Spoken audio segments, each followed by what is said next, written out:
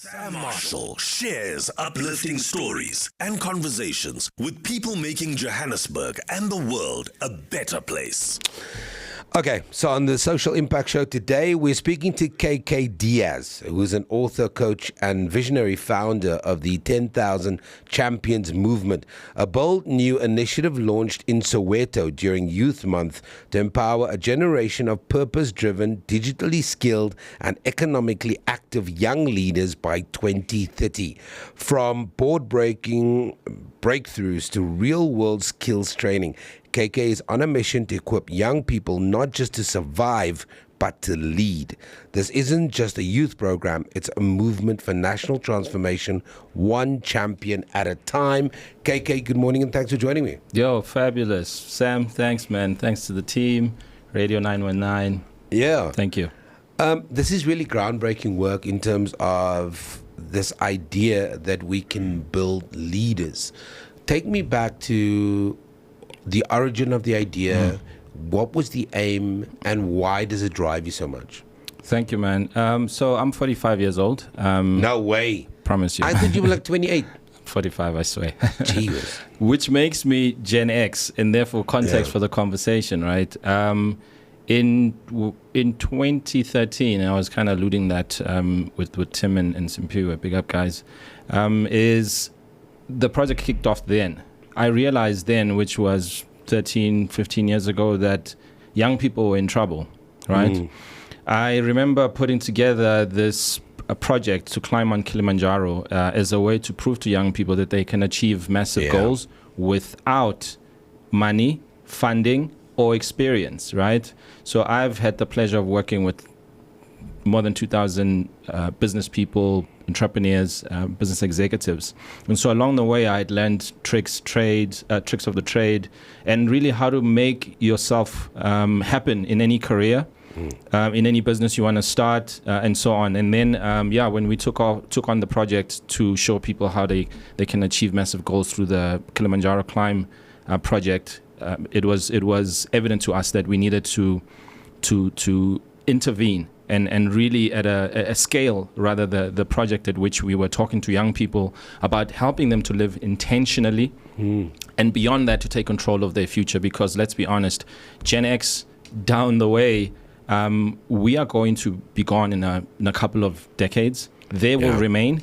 Unfortunately, we have not prepared the world for not so much the millennials, but Gen Z. Right? Gen Z, alphas, we haven't built them, we haven't helped them to establish the foundation that they require. And so this project is first and foremost about helping them establish themselves as human beings who live with purpose, intent, and are equipped to operate, function, and thrive in today's day and age, while helping them to build whatever that new future looks like, yeah? And so what did you identify, as you say, we haven't equip them to be able to deal with this future post us? What have you identified through all of these experiences that is lacking, and then has committed you to develop 10,000 young leaders by 2030 and to have those champions? What was that ingredient? Thank you. So there's two aspects to that answer or question. One of them is, even 10 years ago, we could see in terms of unemployment trends, in terms of inequality in this country, we haven't moved from being one of the most unequal societies in the world, crime levels, drugs in our townships and communities. And so already that was a problem that we, just as civil society, should have been able to identify that, hey, we are not heading in the right direction. Right, you remember, you take a look at our economy, how badly we've been doing. We've hardly moved the needle in as far as growing this economy, and therefore building enough of an infrastructure and a viable future, right? But the second prong is, why did we believe we needed to set this project up? I've had the privilege of being in digital transformation for more than 20 years. I was one of the first African consultants at one of the largest tech companies in the country. And already that snapped me out of into a new reality, rather, coming from where I came from, learning and seeing how businesses are run, how jobs are created, how economies are built. And as somebody who's a knowledge seeker, I've read thousands of books. I've written and published 7 of my own. And so from learning, being coached and mentored, training, traveling, etc., my eyes were open wide. And I hadn't been in the township for over 33 years when I moved back to, not back, but I moved to Soweto. I'm not originally Sowetan. I moved to Soweto 3 years ago. And my mind was blown in terms of just the need in the community. I knew there was a need. When I moved, I wanted to get closer. It became a reality. It became a reality that literally made me sick, right? People who know me will tell you that I've lost like serious kilograms because I like the way that I've needed to adapt and function in the township has affects someone at a frequency level, right? And one can see the hopelessness in the eyes of our people, Of our young people. people especially. Yeah. And what made this mission and this movement that much more urgent is their parents, my peers, are not equipped either to guide their kids I think that's into a fair, the future. I think that's a fair thing to say. Right. I spent an entire year with LPGSA, the Liquefied Petroleum Gas Association, traveling on one of their projects, Yeah. and literally traversed the entire country, all the townships. And I can testify to what you're saying. Yeah. It is, Appreciate that. as a father of sons, it's disheartening to see a teenager at like 8-9 in the morning drunk, or Yeah. sitting on a Yeah. corner, and kind of that hopelessness. So I agree with you. Yeah. So you have this event then, right? Yes. So talk to me about the event, and then talk to me about this board breaking exercise. So the event was fabulous. We had expected larger numbers, but It's the beginning. it's the beginning. The Baby steps, right? 100%. And I look back to the day, and I'm grateful that it wasn't bigger, because It would have been a miss. it would have been a mess, Yeah. right? We are all learning what we are doing here. We've all done events before. We've all trained people. Yeah. We've trained young people. We've broken boards before, which I'll get to. But it hasn't been done in this way, for this purpose, for this mission, and for these specific KPIs that we're trying to reach. And so we are taking it as we progress. It's all self-funded, I have to say. So we are looking for funding out Unfortunately, it there. starts Yeah? off like that, right? Yeah, it does. And look, we've been at it for years, so we understood what we needed to do in order to kick it off, which I'm glad we did, and thanks to everyone who's helping, supporting people locally and abroad, but it's still locally self-funded right now. Back to the breaking of boards. One of the things that I learned quite early in my career is the importance of mental fitness, right? When your mind is not ready, your body is not going to move towards anything. Right? That's why young people will get drunk in the morning, and the mind is already intoxicated, right? It's already, I guess, blinded by that frequency we were talking about. It's a low frequency. It drags people down, literally, right? So shout out to Karen Konidaris from the Human Resource Practice. She's one of my mentors and coaches who's helped me to not only Shout out, Karen. peace, and not only help me transform to be the person I am today, but it helped me to train other people in an hour to break a board, which is a martial art exercise that takes martial artists years to Know master. what you're doing, Tim. Know what you're doing. Because Tim is hearing breaking board and just giving him flashbacks. Yeah. So from a martial arts perspective, yeah. So imagine being able to help someone accelerate their ability to overcome their own mental barriers, mental challenges, Yeah. and to show them that they can overcome and do something right there and then. In that moment. That's Yeah. what the board breaking exercise was for, and it was to introduce the power of what the program So you're intends. literally smashing through a board. Yeah.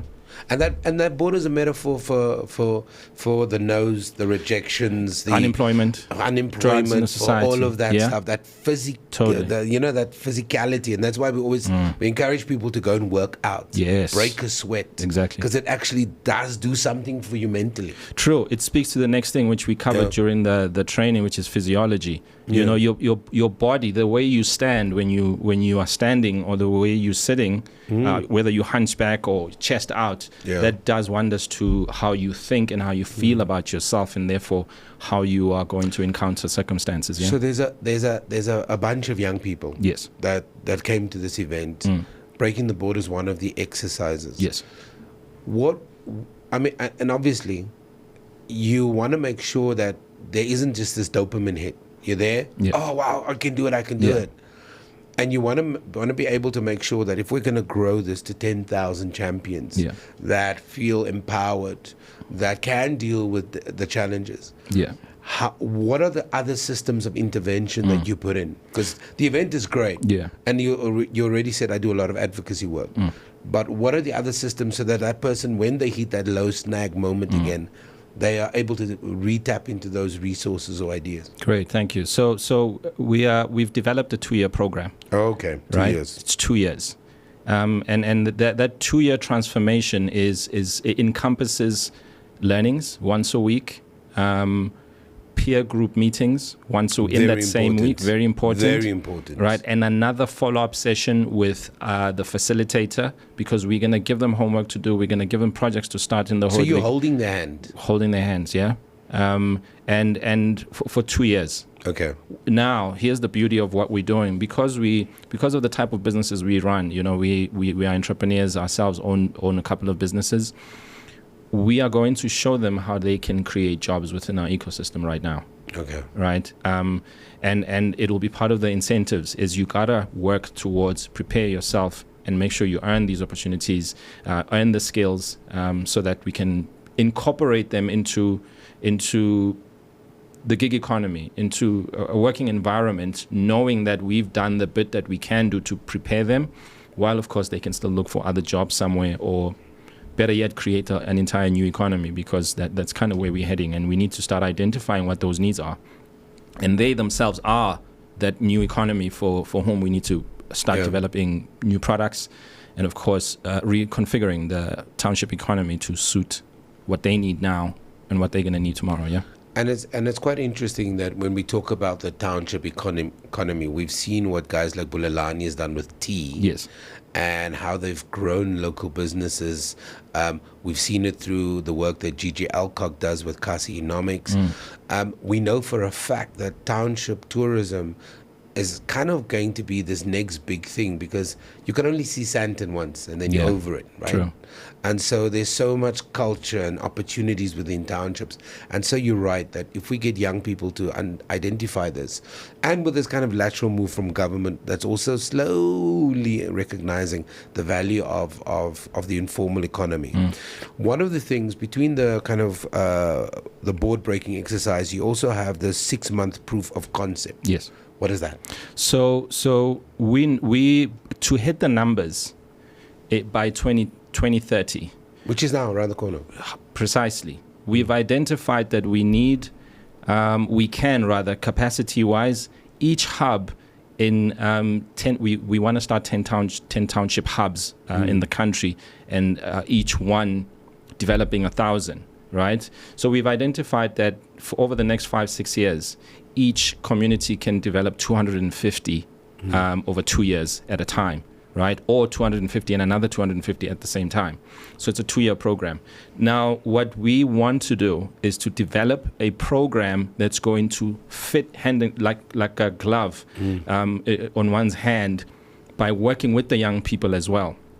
So we're going to start with 100 right now. We actually have 75, so we're still looking for another 25 that we're going to carry with us for the next 6 months as we run the mini version of the program, and while getting advice from our attendees and beneficiaries, and of course our community leaders, in terms of how we can further reshape this program so that it fits and is customized for each community over a period of 2 years. The 6 months is a proof of concept to refine that. Yeah, it's like taking a startup to market. Yeah, you want to achieve product market fit, and you don't do that on your own in a silo. You go to market, you take it to market. You give it to the people who need to receive it. They test drive it, and they tell us what we need to fix, and we fix it together. Yeah. I love it. I think it's very, very smart. It's deeply intuitive, and it comes out of a kind of real world life experience. So for somebody that doesn't understand, KK, if you're able to shift the mindset of a young person in a township, I often think that our lives are interconnected. Like my life is interconnected to Tim's, and same with Simpiwe, right? Yeah. It's all ripple effects, right? The impact then of having a young person, let's say it's a man, and you adjust his personality and his opportunities, he eventually will become a father. Yes. And so might become a community leader. True. And he might then have friends that he will be able to impact through this. So the knock-on effect of this is phenomenal. Totally. If you get it right. 100%, you're right. And that's what we're aiming for. You know, just to help that one individual is whether massive. It's a boy or girl. Boy or girl. It's massive, because that one person goes home and tells 5-10 family members, I've just broken a board today. Yeah. And she or he shows it to them. Here it is. Yeah. It's real. Can you feel how hard it is? I broke this today.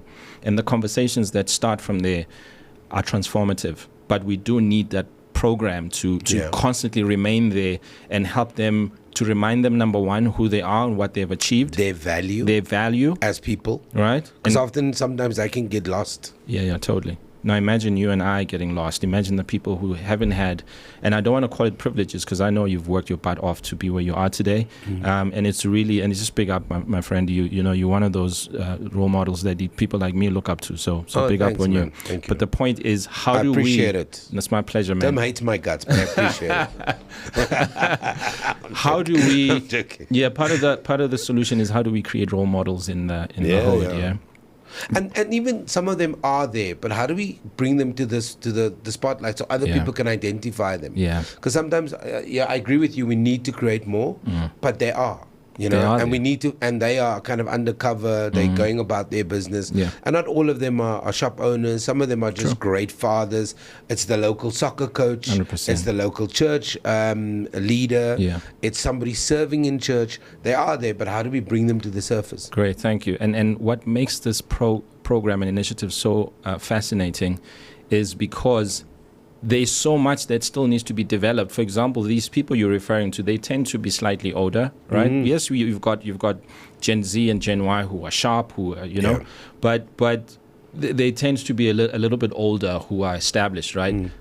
Part of the problem, you and I don't necessarily speak the same language as them. Yeah, we don't. Right, and so that's one of the first bridges one of the gaps we gotta build a bridge over. How do we communicate with young people, right? And it is one of the areas that they lack, right? It may sound controversial, but there's research that has been done multiple times that speak to some of the muscles that young people lack, and one of them is effective communication, especially to communicate with older generations and so forth. But the fault is also on our side, right? The inability to listen. The inability to listen and adapt to them, right? Which is something we need to learn to do. So we got to teach people to speak the same language. We need to speak the same language. That's where it all starts. So that we can hear what their problems truly are. What are they really struggling with? And how can we bridge the gap as we work towards the big problems? Yeah. KK, we run out of time. Love chatting to you, and we'll invite you back. Thank you, man. Many more times to help you articulate into the spaces where corporates need to hear your messaging. Where can people get hold of you? And where's your socials? Great. So let's start with 10,000champions.co.za. That's the number 10000 champions with an S at the end .co.za. Start there. There's a form that was for the launch. Please go ahead and fill it out anyway if you want to join. We also have the contact us form if it's just for general engagement with us. However, search for KK Diaz on LinkedIn. You will find me there. Facebook, KK Diaz, same. And reach out. Let's connect. Let's make this movement grow, and let's build the Africa we know we can. And we all deserve. That we all deserve. KK Diaz, love it. Author, coach, visionary founder of 10,000 Champions Movement. It's a new initiative launched. I hate to use the word new. It's an initiative launched in Soweto during Youth Month, but he's been working for years, more than 20 years, in trying to drive young people, to empower young people. So go to his platforms, look out for him on LinkedIn, and then let's have a conversation. And if there's any businesses and corporates who want to get involved, any community leaders, reach out to KK Diaz as well. Big up.